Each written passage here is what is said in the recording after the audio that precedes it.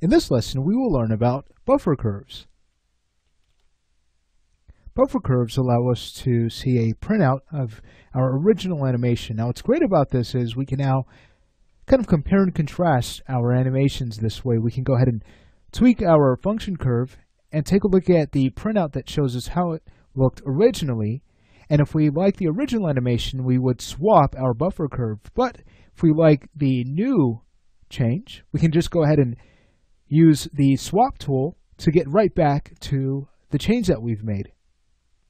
Alright, so let's go ahead and take a look at how buffer curves work. What we have in this scene, if we were to hit play, is a run cycle. So let's say if we wanted to change the legs up a bit. Well, let's go ahead and take a look at how this works. I'm going to grab this right leg, and now what we could do is go ahead and grab our graph editor. So I'll work with the perspective and graph layout. Now from here, if we would like to view our buffer curve, we would first head over to our view menu right here inside the graph editor, and we would choose show buffer curves. Alright, sweet. Now what is this going to do? Let's take a close look. I'll go ahead and scrub through the animation. Let's say on about frame 10, we wanted to focus on the translate Z. So I'll go ahead and focus on the translate Z. If I were to go ahead and grab this keyframe on frame 10 and start to kind of move that around, take a look, we now have a printout of our original function curve. How cool is that? So again, we can go ahead and start to kind of test our animations out. What I'll do is hold down Shift and I'll middle mouse button drag up and down to change the value without accidentally shifting this key in time. And just FYI, if we hold down Shift and drag left and right, we can now adjust the timing of this key without changing its value. So again, we could just go in and we could start to kind of modify this, and if we don't quite like the change, well, how do we swap back? Well, all we need to do is head over to curves. Let me go ahead and tear this off so you can see this, and then we would choose swap buffer curve. So once we swap this, now it goes back to the previous animation. And take a look, we have a printout of where we were at before. So if we choose swap again, now we can go ahead and swap between the two changes, which is super neat.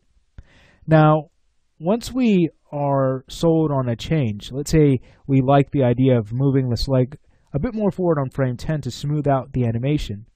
Well, what we can then do is head over to buffer curve underneath curves, and then it will choose snapshot. Take a look, and now it updates with this new change. So that's essentially how buffer curves work. I'd also like to point out that we can access our buffer curve tools right here from the toolbar. Here they are. So if we'd like to create a snapshot, here's how we would do that. As we start to tweak, if we would like to swap between our buffer curves, we would use this next option here, swap. Also, something to keep in mind is that if you are able to tweak your referenced function curves, if you go to your preferences, head over to File References, and make sure that this option here is on, take a look. We're then able to actually create a printout of our referenced function curve by going to Buffer Curve, Reference.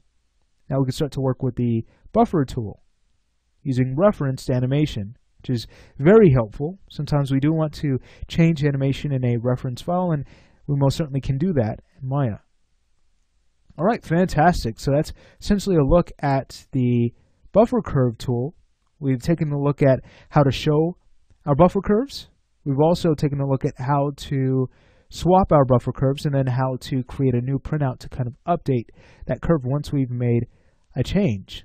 So feel free to go ahead and play around with this tool and get used to it, because chances are it's going to help you save a lot of time as you compare different poses.